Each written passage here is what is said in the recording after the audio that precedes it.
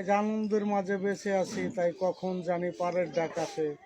তাই আপনাদের সামনে হতে হয়তো এই আনন্দের মাঝখান থেকেই আপন গৃহে চলে যেতে পারি। বাহ, চমৎকার তাই কথা। আমার হৃদয়ের বাণী লিখে যাই বেদনার কালি দিয়ে, চলার পথের যাত্রী আমি বুক ভরা ব্যথা নিয়ে। আপনার মনে কি অনেক কষ্ট আছে? কষ্টের মাঝেই সুখ, সুখের মাঝেই কষ্ট। আপনি এই ভাষাগুলো কোত্থেকে শিখেছেন?